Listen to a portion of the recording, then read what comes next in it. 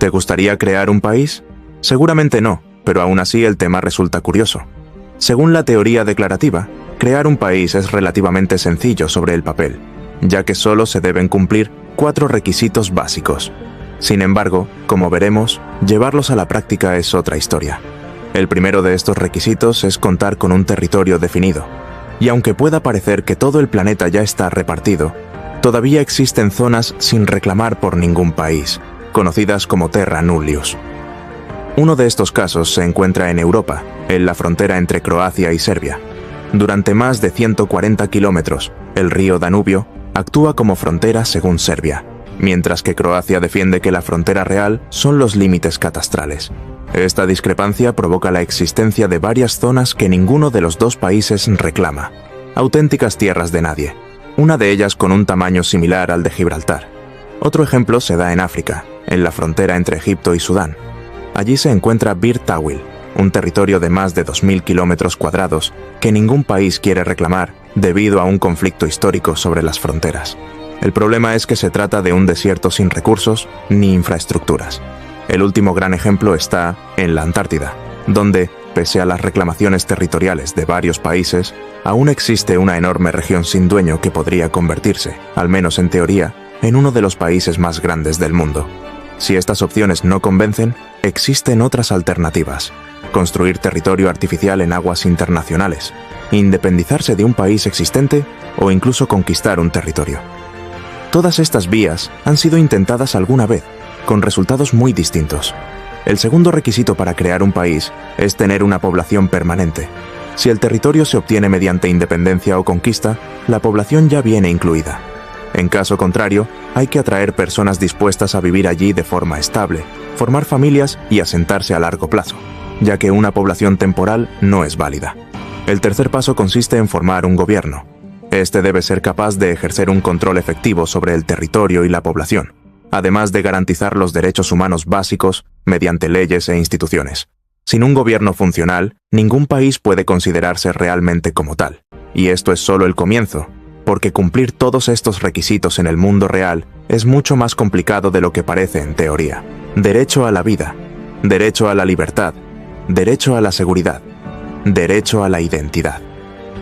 Para completar un país también necesitas leyes, una constitución y un sistema que las haga cumplir. El cuarto y último requisito es poder relacionarte con otros estados, algo que demuestra tu independencia real y que suele ser lo más difícil de conseguir. Estos 4 puntos forman la teoría declarativa, que sostiene que no necesitas el reconocimiento de otros países para ser un estado. En cambio, la teoría constitutiva afirma justo lo contrario. Si nadie te reconoce, no eres un país. En la práctica, los estados usan una u otra según les conviene. Muchos intentos de crear países en terra nullius han fracasado. Liberland, entre Croacia y Serbia, tiene gobierno y hasta relaciones simbólicas, pero nadie vive allí y no controla realmente el territorio. En Bir Tawil y la Antártida ocurre lo mismo. Son zonas inhabitables y sin población permanente. Tampoco suele funcionar construir territorio nuevo. La República de Minerva fue absorbida por Tonga y la isla de las Rosas fue destruida por Italia. Algunos casos resisten, como Ceilán, una antigua plataforma militar en el mar que aún hoy se proclama como principado. En resumen, crear un país es fácil en teoría, pero casi imposible en la realidad. Crear nuevo terreno no suele funcionar para fundar un país. La siguiente opción es conquistar un territorio, pero en el siglo XXI casi nunca da buenos resultados. Un ejemplo claro es Crimea. Aunque Rusia controla totalmente la región desde 2014, la mayoría de países sigue considerándola parte de Ucrania. Algo parecido ocurre en Afganistán, donde los talibanes tomaron el poder en 2021, pero ningún país reconoce oficialmente su gobierno. Otro método es separarse del país al que perteneces. Es el más efectivo, pero también muy difícil. A pequeña escala suele fracasar, como el Principado de Hutt River en Australia, que sobrevivió durante décadas, pero acabó desapareciendo en 2020. Sin embargo, cuando la independencia la impulsa una gran parte de la población, a veces funciona. Timor Oriental, Montenegro y Sudán del Sur lograron convertirse en países tras referéndums. La diferencia clave está en cómo se hace. Las independencias pactadas o votadas suelen tener éxito, mientras que las unilaterales casi nunca. Kosovo, por ejemplo, solo es reconocido por alrededor de la mitad del mundo. Otros territorios como Chipre del Norte, Somalilandia o Transnistria funcionan como países en la práctica, pero apenas tienen reconocimiento internacional. En resumen, hoy en día, crear un país es posible, pero solo en casos muy concretos y con mucho respaldo internacional. La diferencia entre los casos de éxito y los no reconocidos está en el acuerdo final. Cuando una independencia termina en una guerra y después se firma un acuerdo entre ambas partes, la comunidad internacional suele reconocer al nuevo país. En cambio, cuando no hay acuerdo, el reconocimiento casi nunca llega. Por eso territorios como Transnistria, Somalilandia o Artsaj no son reconocidos por ningún Estado, mientras que Chipre del Norte solo lo es por Turquía, y Osetia del Sur y Abjasia por 5 países. Osetia del Sur demuestra que no hacen falta millones de habitantes para declarar la independencia. Tiene apenas 50.000 personas. Aún así, su reconocimiento es muy limitado. Los casos más polémicos son Palestina y Kosovo. Palestina vive un conflicto de más de 50 años, con graves problemas para definir un territorio claro, lo que dificulta cualquier acuerdo. Además, ni Palestina ni Israel son reconocidos por todos los países del mundo. Kosovo es especialmente controvertido. Fue reconocido rápidamente por potencias como Estados Unidos, Francia o Reino Unido, lo que generó miedo a que sentara precedente para otras independencias unilaterales. Por eso, quienes lo reconocen defienden que es un caso sui generis, único y no aplicable a otros territorios. Su origen está en la ruptura violenta de Yugoslavia y en la guerra de 1998 a 1999, marcada por intentos de limpieza étnica. Para estabilizar la región, 97 países aceptaron su independencia. Por último, hay casos donde el no reconocimiento se debe a motivos políticos o históricos. Corea del Norte y Corea del Sur se consideran gobiernos legítimos de toda la península, por lo que no se reconocen entre sí.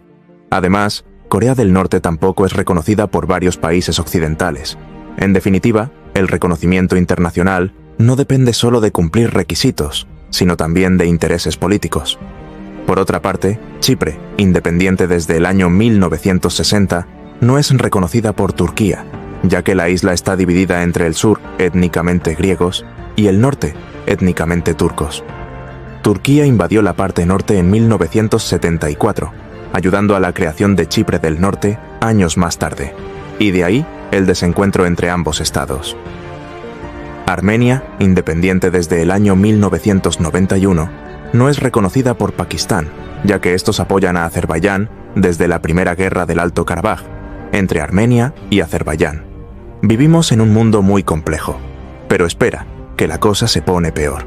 En la actualidad existen 2 Chinas, la República Popular China, la República de China, también conocida como Taiwán, y esto es debido a la guerra civil que tuvo lugar de 1945 a 1949. Los comunistas ganaron la contienda, y el gobierno que había hasta entonces escapó hacia Taiwán.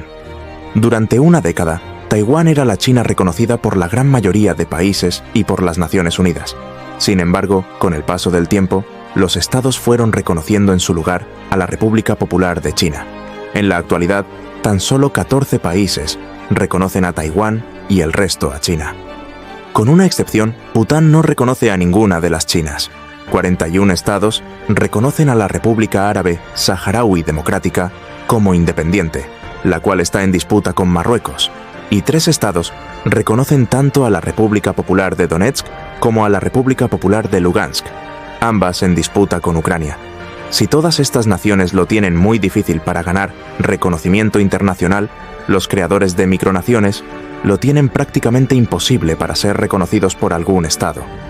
Si algún día te apetece crear un país, lo máximo que conseguirás es salir en la Wikipedia, vender sellos y monedas a coleccionistas y atraer a unos cuantos turistas curiosos. Y hasta aquí el video de hoy, suscríbete para más videos así.